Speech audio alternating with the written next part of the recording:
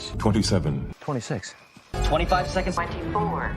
23. 22 seconds. 21 seconds. 22 seconds. 19. 18. 17 seconds. 16. 15 seconds. 14. 13 seconds. 12. 11. 10 seconds. 9. 8. 7. 6. 6 what? Copy. 5 seconds. 3. 2. 1.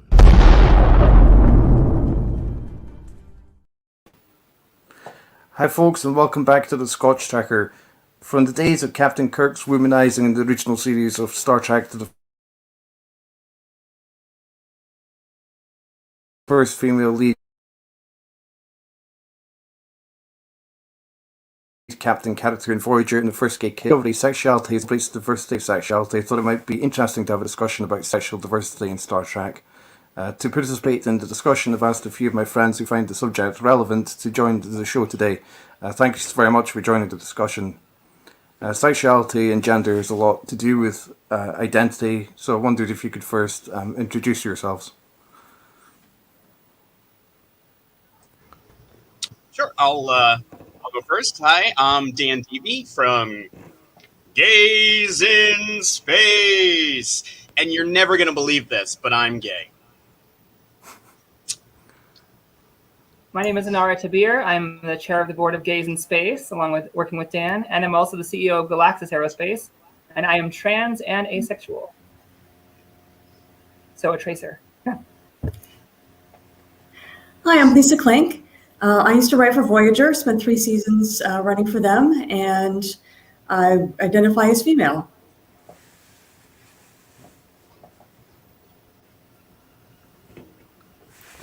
And George. Oh, George, you are muted.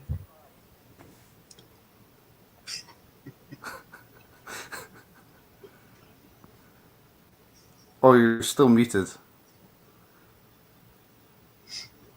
Am I off mute now? Ah, yeah. You got there, you get there in the end. See, we can do this, technology, we can do this. My name is George Howie. I'm one of the IT staff at the Glasgow Clyde College, and I also lecture there part-time. One of my recent leisure courses that we do at the college now is actually the Star Trek course. I identify as I'm a proud gay man, big sci-fi buff, big Star Trek buff, and just here to join everybody. And I'm totally jealous that other people here are in Gays in Space, because that just sounds like really good fun. So yeah, hi. We have a great plan. You should join us, George. Well, after this. Yeah, absolutely. We have been known to have fun every now and then. It's true. It's true. Good stuff. Okay. So, regarding Star Trek's portrayal, do you feel that it's made a difference in your own life? Who's going first? Right. Well, I'll go because I'm off mute now. For now, I'm so excited I'm off mute again. Right. So, I would say for me, just being a big Star Trek and sci-fi buff in general, I mean, sci-fi for me has had a massive impact on my life. And particularly in the Star Trek portrayals, when you think about all the kind of, although it's been, it's had to be subtle over the years, but now as we get into stories that are happening now, they're just so mainstream. They're so out there. They're promoting awareness of every community we have, whether it's LGBT. It's so empowering. The awareness we're getting now is amazing. Examples, recent kind of even Star Trek Discovery, we have like a person who identifies as non-binary, stuff like that kind of thing is massive. But I think up to now it's only really been subtly mentioned in things like DS9 and maybe Next Gen, purely because maybe they weren't able to. But it's wee things like certain alien races, for instance, would have certain customs, certain this kind of way, and you think now really that's kind of those terms. But massive impact on me, I would say. Any types of kind of even kind of gay portrayals I've always been totally for, especially in Star Trek, which of course we have had over the years. Female kind of kissing and stuff like that, and DS9 for instance, we had a couple of them. So I mean, for me it's been a massive thing. Yeah, prime example. For me, massive, and I think it's just wonderful. And I think that the more of that kind of thing we get in Star Trek, I think the better. I think Star Trek's proven that it's always kind of with the times. It's always kind of forward thinking. It's making people actually think about concepts and things they normally wouldn't do, whether it be in real life, but also in sci-fi as well. So I would say Star Trek's been a big part of it, because again, it's a show that's been watched during the day by lots of people. So I think it opens people's minds, and I think that's definitely something we're always striving for. So yeah. Okay, I'm done. I'll go on mute. Yeah, I'll go next. I would say that, it has been a huge influence in my life. I mean, it has become what I do now. I grew up watching Star Trek and thinking that, these characters, they were my role models. They were the people that I looked to as I was growing up to kind of figure out what it meant to be a good person. And so, when I got older and, realized that I was gay, I thought, wow, where are the gays in Star Trek? Like, I love this. This is the future I want to live in, but like, where are my people? It seemed that we were the only minority group that was not represented. And so when the movie Star Trek Beyond came out in 2016 and they revealed that Sulu was gay with a husband and a daughter, I thought, oh, finally, we're there. We made it. I mean, I know that the chef on Enterprise was probably gay, which is why they never gave him any screen time. But, we had never seen just a regular human gay character. George, like you were saying with Deep Space Nine, they did so many great stories where allegorically they were referencing the LGBTQ plus community, but never head on until Sulu in 2016. And I thought that was such a big deal. And no one was really doing anything to like commemorate it, to celebrate it. And so I said, screw it. I'm going to be in Star Trek Las Vegas anyway, covering the event as a member of the press. It's like, I'm going to throw a party, even if it ends up being me, two friends, and raising a glass to this historic moment, that's better than nothing.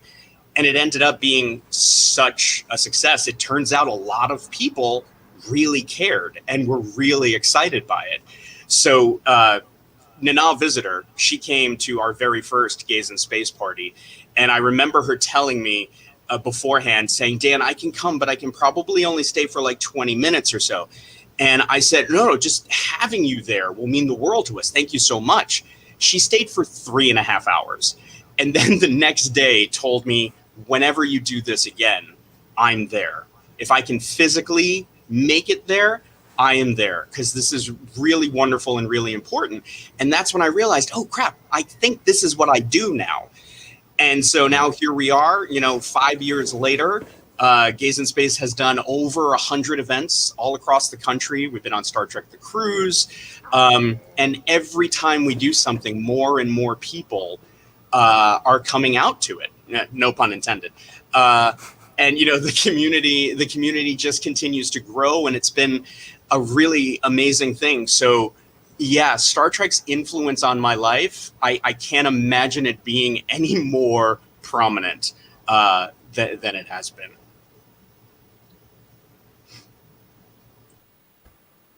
I'll go next. So I grew up in a very small conservative town, and I never really had any role models around me, and I felt like a freak, honestly, because anytime someone spoke about a trans or a gay person or a lesbian person, it was pretty negative and pretty abusive. Sci-fi is aspirational. It gives us something to look towards. It gives us something to look forward to. It models things that we can reach for. So when I saw characters that represented me, it's something that I could realize I'm not a freak. There's others like me. And that's something entertainment can do in general. But I would say that Dax, Jadzia Dax, was one of the first real characters that I connected with. That moment whenever she's talking to Kor and he says, Curzon, my old friend, and Jadzia says, it's Jadzia now. And he's like, Jadzia, my old friend. That was a moment I longed for as a trans person because, when I was transitioning, it was pretty rough days for trans people. It still is, but it's getting better. And I would love for an ally at that time to just be that easygoing and just to get it, And I think that the host is another good example representation that we need. There wasn't a nice ending there, but we needed the bad ending because we need to tell a story there. That's something that trans people often deal with. The transition phase, when you have these loves and these family members and these colleagues, and you transition, you come out, and to them you're this whole other person, and oftentimes you lose people from this. So I think it was great that Star Trek didn't pull any punches and didn't do the fairy tale ending. Dr. Crusher wasn't this evil person. She just couldn't jive with the change. It just didn't work for her. And sometimes that lack of compatibility is just a reality that we have to contend with. So I think that was a pretty powerful, story that they told, for sure. Well, as a straight person, I feel like I've been pretty well represented. But I agree that the world of Star Trek and sci-fi in general, but particularly Trek, is aspirational. And what we're shooting for is a society with infinite diversity and infinite inclusion. And I think it's very important to include absolutely everybody in that vision. Cool.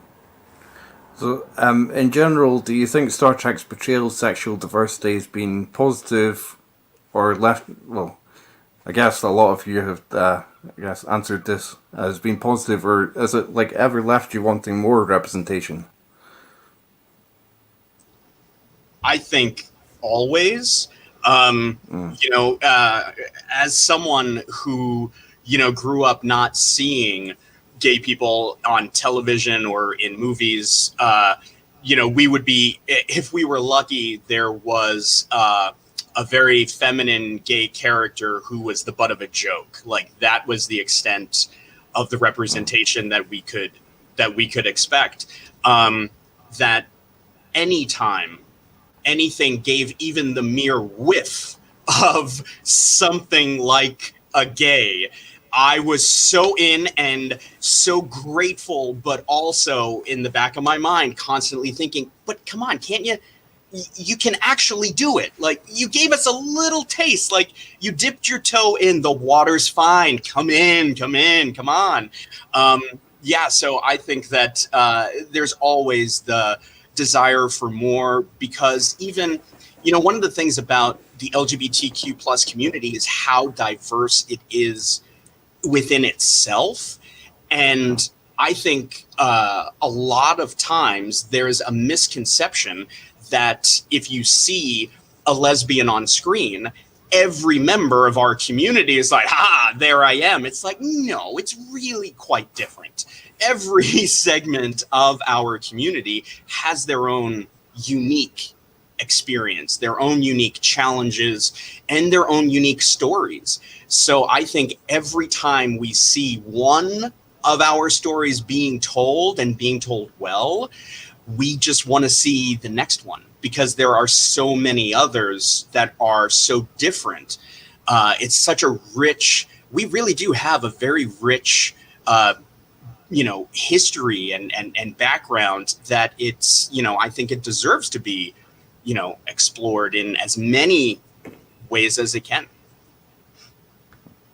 I really think that we missed an opportunity with Garak and the Doctor on DS9.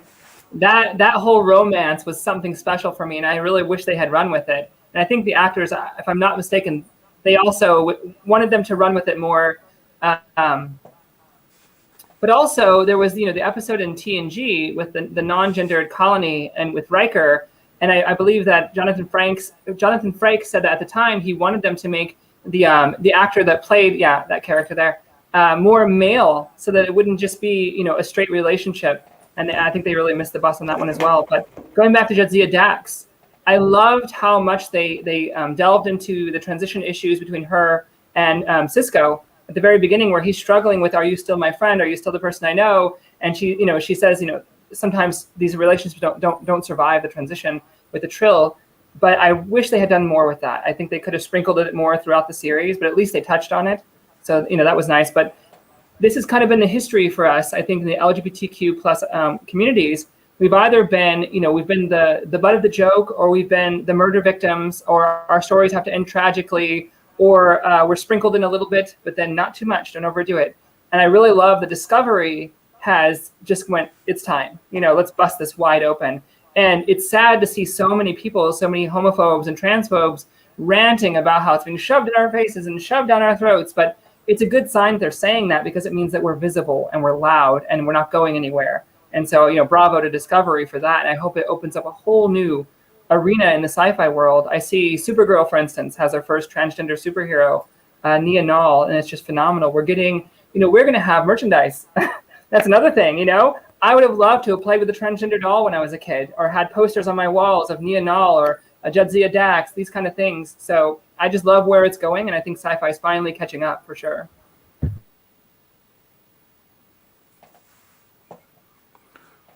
So, are there any other Star Trek episodes that you felt represented sexual diversity particularly well?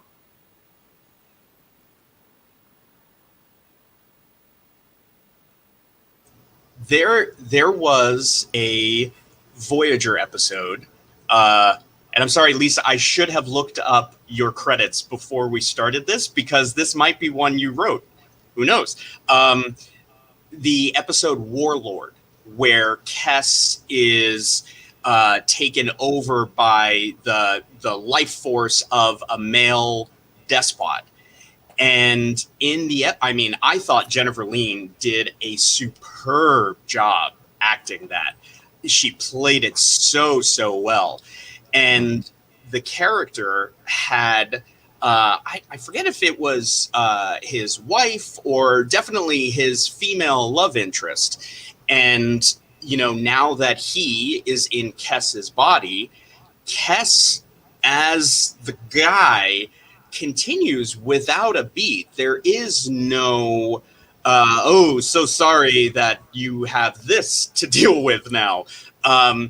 It continues without a beat, but I do think the series missed their moment, because there was a moment where there could have been a kiss, where the scene is she's sitting or she's standing and Kes is sitting on a desk, and Kes goes in to kiss him. And just as she goes in to kiss him, somebody comes in the door, and it's like, whoop.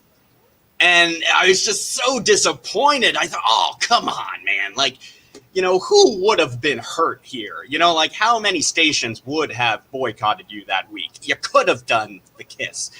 But I thought that was a really interesting episode, dealing with sexuality. Oh, well, thank you. That actually was one of mine. It was? Yes, score. Yes, I agree that Jennifer Lean was terrific.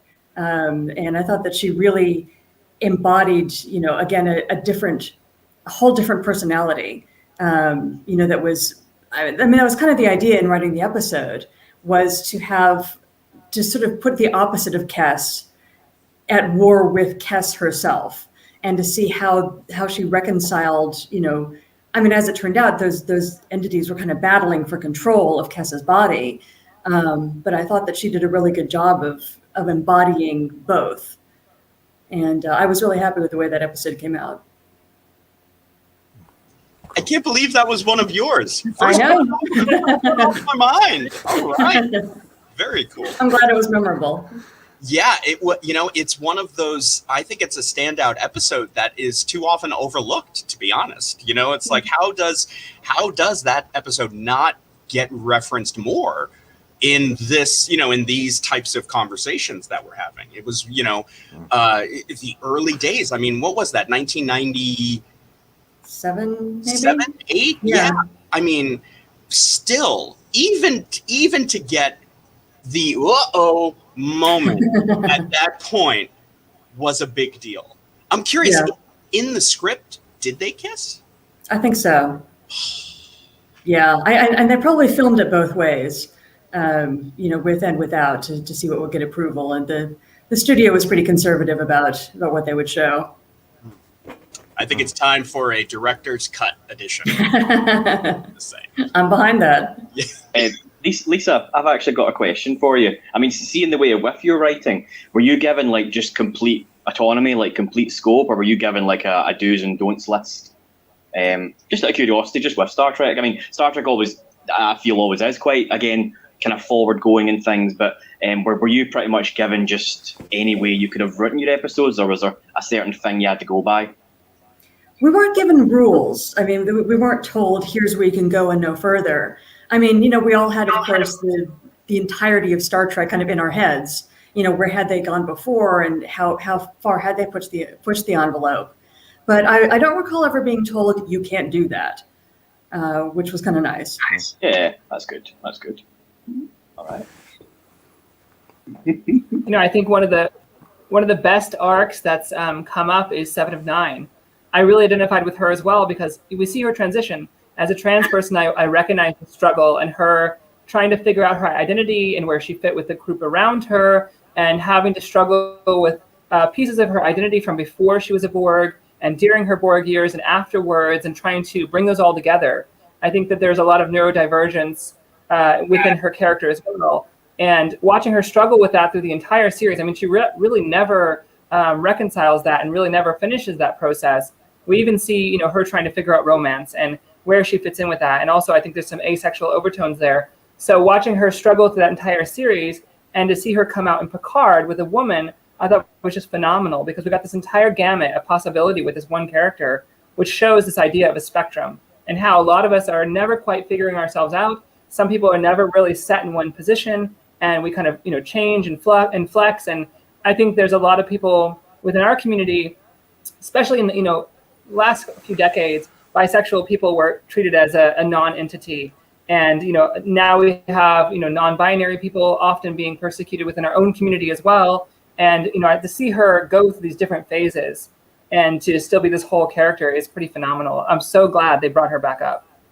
Yes, me too. I would definitely. I think. I hope I say this for a few, but I think anyone and everyone should in some way be able to identify with 7 of 9. She just kicks ass. She's just amazing. She's sassy. She got away with way more than anybody else on that ship would have. But I think just in so many occasions, you're like, you go 7, you go. We're all behind her. And to see her in Picard, just with again that kind of even kind of further character development, is amazing as well. It's been pretty awesome. All the recent Star Trek stuff, because again they've just been able to finally just go, we're just going to go that extra bit now, we're going there, that's it, we're out there, and it's just going to get better. I think Lisa, what's funny is my 14-year-old my 14-year-old Dara is a lesbian, and she loves 7 of 9, and she used to say 7 of, when she saw them trying to put Chakotay and 7 of 9 together, she's like, no, she's a lesbian, she's a lesbian. And when she saw it on Picard, she was jumping up and down. She's like, I told you, she's one of us. She was so excited. So, of course, now 7 of 9 is even cooler to her. So, Lisa, I was wondering if there was any plans that you might know of to make 7 like a lesbian during the run of Star Trek Voyager, or not? I don't recall us talking about that specifically. I mean, obviously, she was. I mean, just by looking at her, she was a sexual person. You could tell. But I think that even getting her together with Chakotay seemed like kind of a last minute sort of, well, we got to get her with somebody.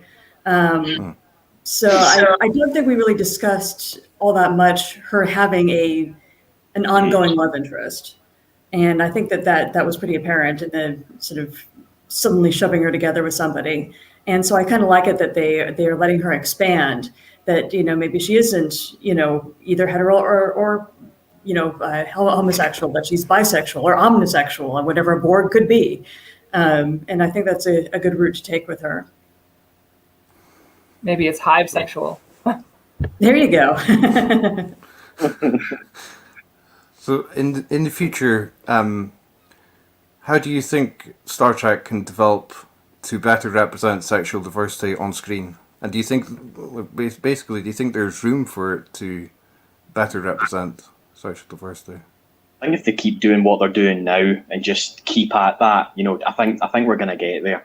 I think we've seen so much already, like now at this point. It's getting better. It is definitely getting better that way. And I think even through Star Trek itself, I think it's got a way of opening people's minds. I think awareness about people, the way they want to be referred to, the way they identify, and I think stuff like that again in just standard mainstream media gets everywhere, and I think it's such an important thing. But I think if they just keep doing what they're doing, I think they'll get there definitely. think we'll see some really good stories that involve some of the alien races that we know about already, but maybe some also ones that we're just getting to see as well. I think it could be a lot of fun. You like to be positive with Star Trek generally, and I think now that they've kind of gotten all these series kind of kicked back up and they've seen that the fans love it, you'd like to hope it's just going to go so much, it's just going to go expand. I have 2 words for you: gay Klingons. That is the that'd be brilliant. That'd be brilliant. gay That'd be brilliant. Yeah, they. I'm sure you've all heard the stories about the script that Michael Dorn has written for the Worf Chronicles. We've been pushing for that to be made for years, and I'm still hopeful that one day we will see it. And when we do, I am going to make it my life's mission to guarantee at least one gay Klingon. I mean, Gays in Space, we created the Rainbow Batleth, which we presented to JG one year in Vegas. And when we handed it to him on stage, he grabbed it, he held it up, and he said, "It is truly a gay blade." And I was just like, yeah, it is, man. Yeah, it is. So, yeah, I think the future for Trek and our community, gay Klingons. Well, something I really liked about Voyager with having a female captain is that it became completely irrelevant that she was female. Her gender had absolutely nothing to do with her position. And so I'm hoping that moving forward, that can also be true for sexuality in that nobody cares. It is such a non-issue that, it's not even notable, in the world of Star Trek. That's the direction I would like to see. Yeah, it's like my business, not yours, and that's it. At the end of the day, no one questioned Janeway. You wouldn't mess with Janeway, period. But in the same vein, again, it's not like gender was ever brought into question. I think there's maybe 1 or 2 odd episodes when it was mentioned by some snooty enemy that she was a female or something or like that, and you just know full well that they're going down. They're totally going down. Yeah. Oh yeah. You don't do that. Well, I loved how she established herself with Harry Kim. When she says that she doesn't want to be called sir, she doesn't want to be called ma'am, she wants to be called captain. And that was the big thing. She's such a role model for my girls and for so many out there, so many young scientists. She was this amazing leader first, before she was anything else. And I think that was really critical for her character. But also, I'm Mexican and Irish, and I really identify with B'Elanna Torres. And her struggles, trying to find her place in the world, I just think she was another powerful character. And I do believe we never see her gender come up whatsoever.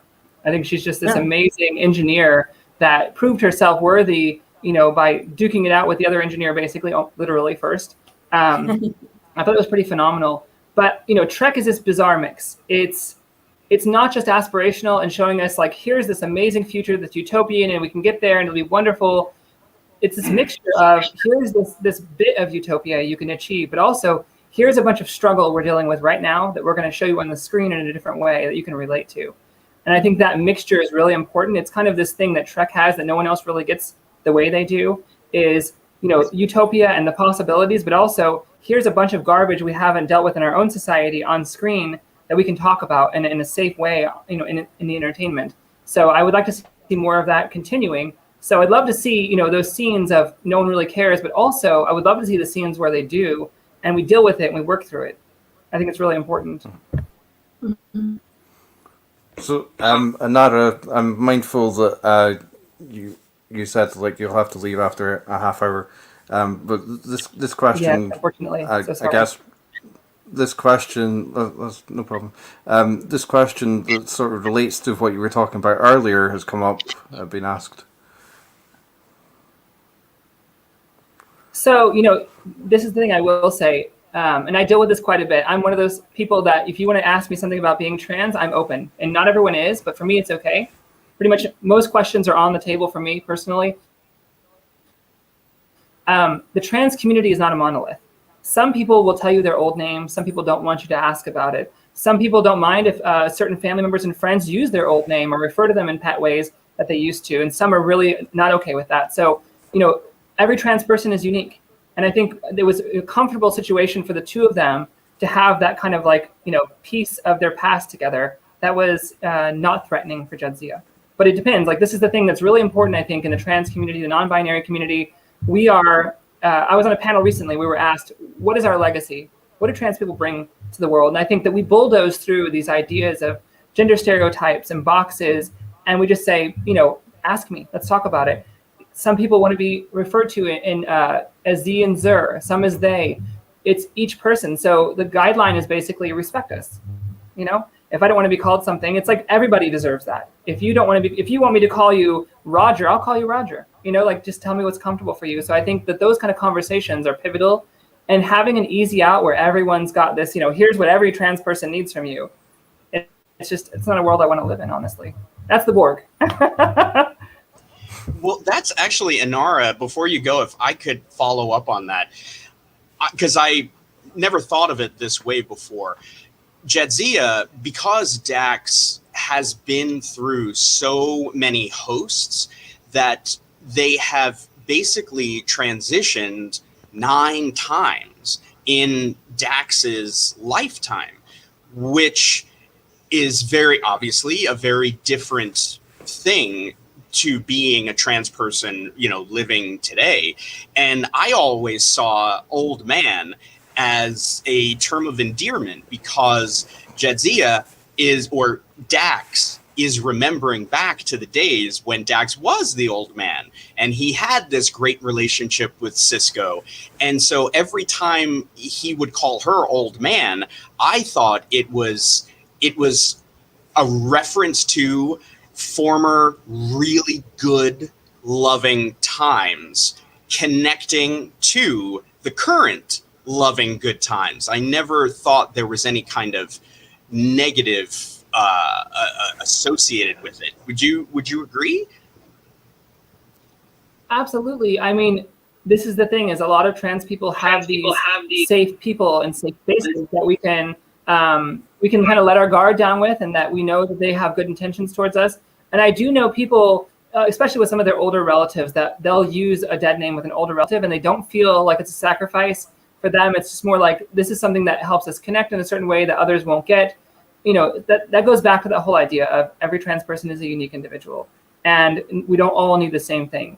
And, you know, for instance, myself, I don't mind, and I actually prefer to be referred to as male to female transsexual. Other people find that term very insulting or backwards or old, but for me, it's what's most accurate for me. And I love being trans. It's my superpower. And to go from male to female physically for me is an important part of my journey. So for me, if you say, hey, Inara is a male to female transsexual, or hey, didn't you used to be male bodied? These things don't bother me. But some people might find that very offensive. And that's kind of the same idea as like this old man, you know, term used between them. It's just, you know, talk to us, get to know us, and you know, respect us. That's all it is, really. I do think their relationship was amazing.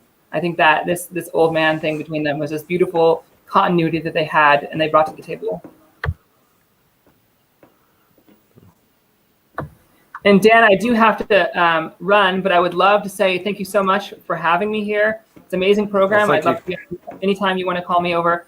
I do have my own radio show on iRock Radio and iHeart called Cosmic Waves, and we'll be bringing it out. The first episode airs in about 2 weeks. So look for us on your Amazon device. If you say Amazon Play iRock, we're there. Cool.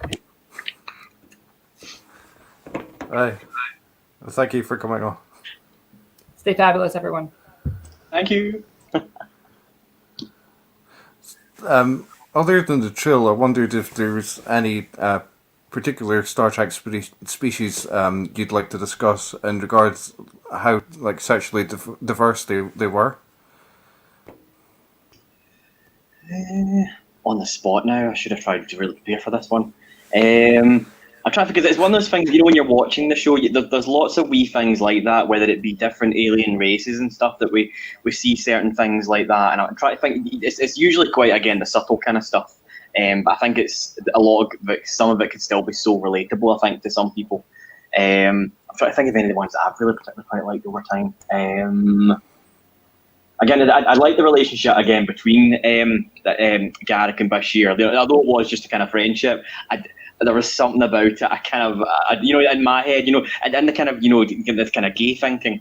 I'm always, when you're watching a video, you always kind of hope, hope they become a couple. Oh, they're quite cute together. Oh, hope they're a couple.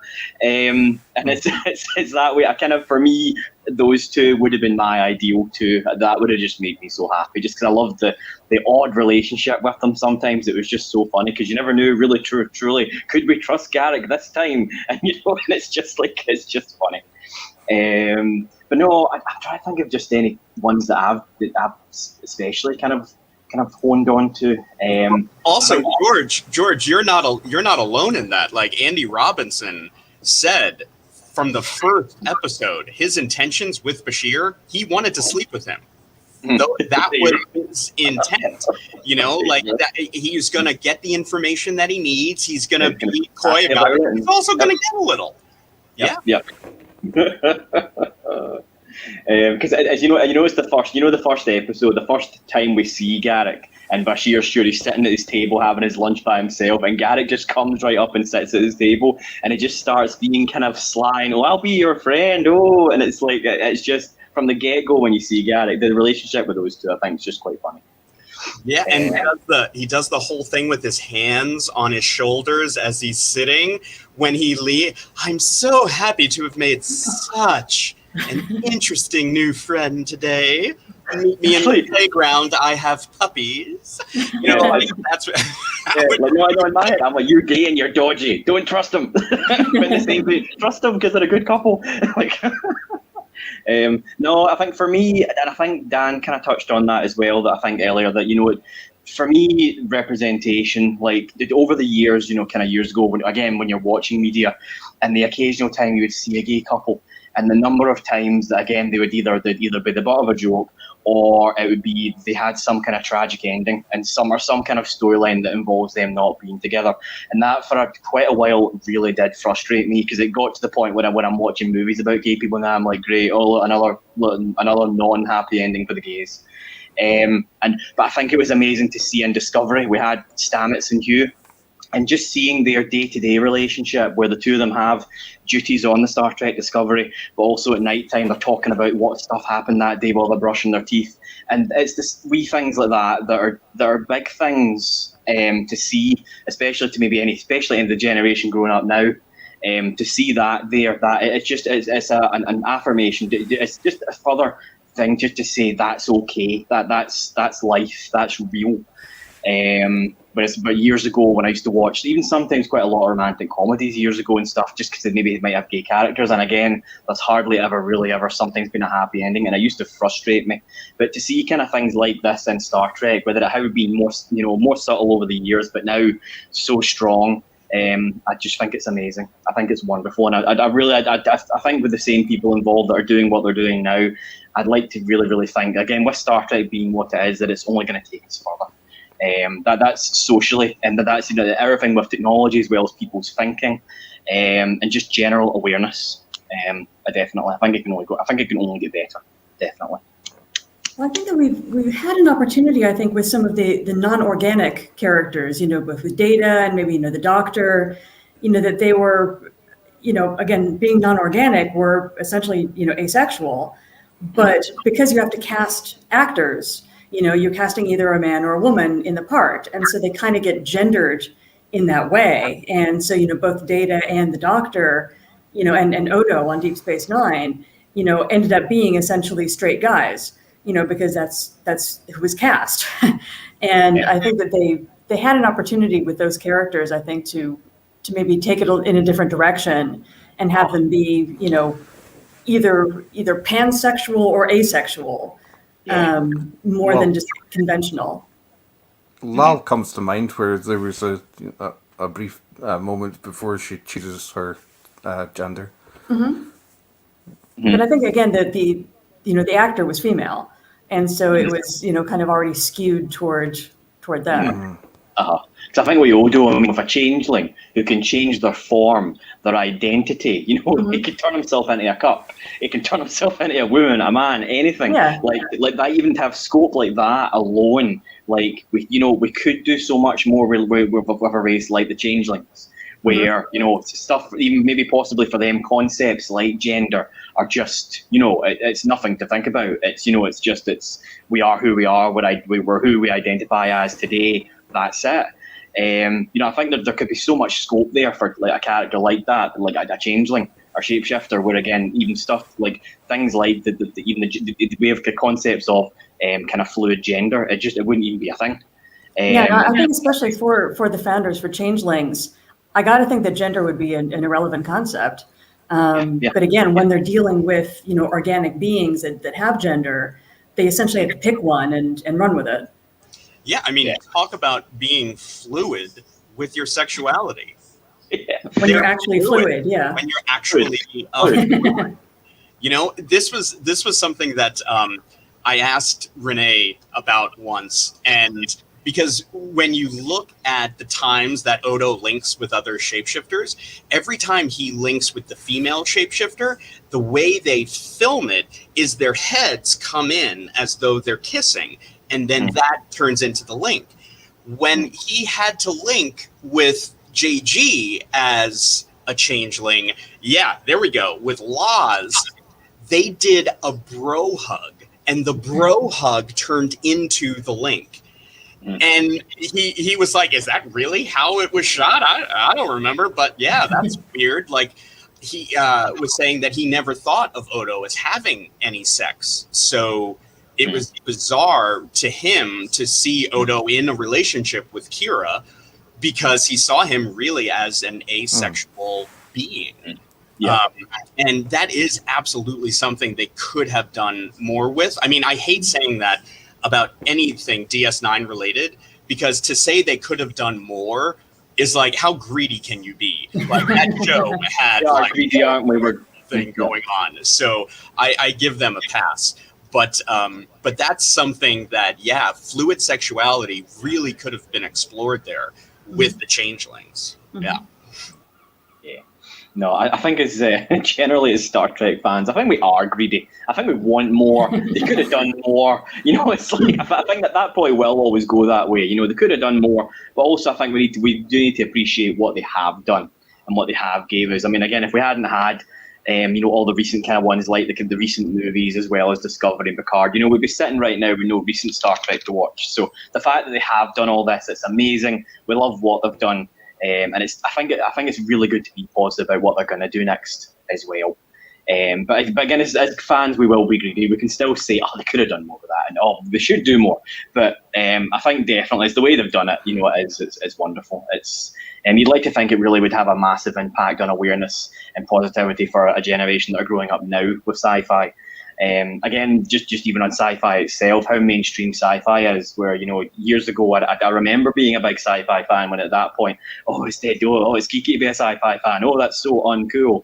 And it's like, but it's totally flipped now, in the sense that now, if anything, when you kind of go around saying, you're a geek, or you like sci-fi, it's kind of the other way around, where the person actually then saying that tends to then usually be the one left out, because everyone else is watching all this cool sci-fi, because everyone likes it, and it's kind of, people can identify to it and like kind of see people in it that maybe they quite like, and they're just good actors. So it's nice that even that's came full way, that again, sci-fi is so now, and it's so amongst culture, and it inspires culture as well as community. It's funny you say that, George, remembering back to those days, because I actually came out as gay before I came out as a Star Trek fan. Because they were very, very different times back then. Right, yeah. Totally. Yep. That's quite a switch. Normally it's like the other one for the other. Wow, that's quite surprising. That's quite good. High hopes, definitely.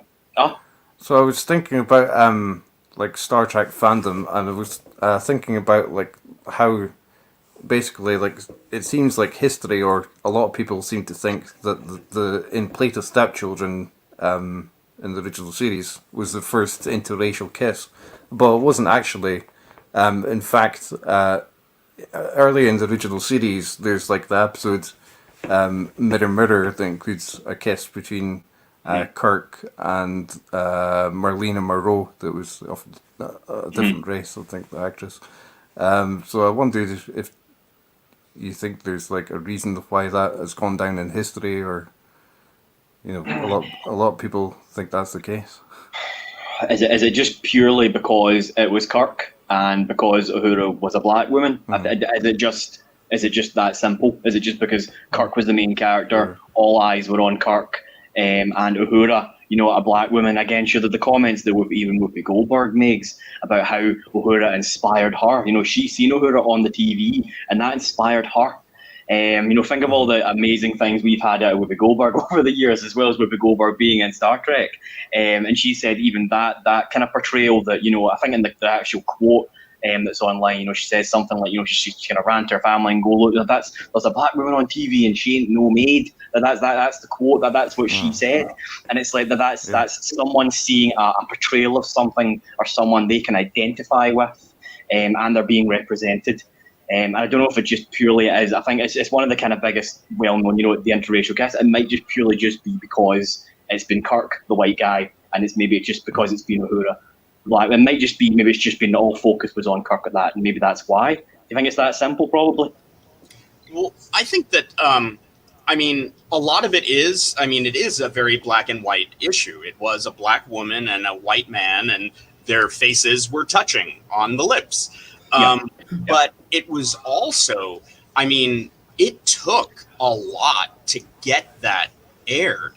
And I mean, Paramount, they lost advertisers like all across the South. Like there were stations that refused to show the episode in protest. And so it wasn't just a kiss that happened. It was a kiss that happened regardless of how much so many people didn't want it to happen.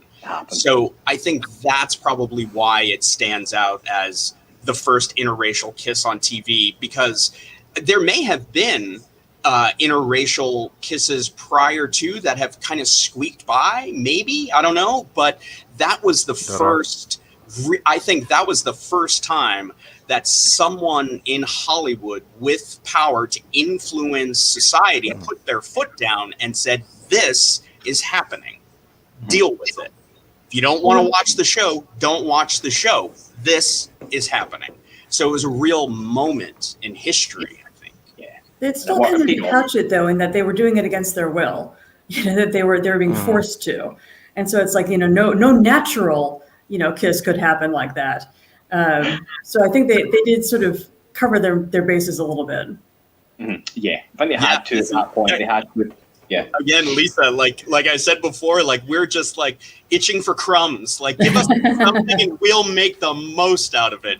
Because I've thought that too. That okay, yeah, they kissed, but they were being forced to kiss. But you also knew there was that sexual tension throughout the whole series. I mean, come on.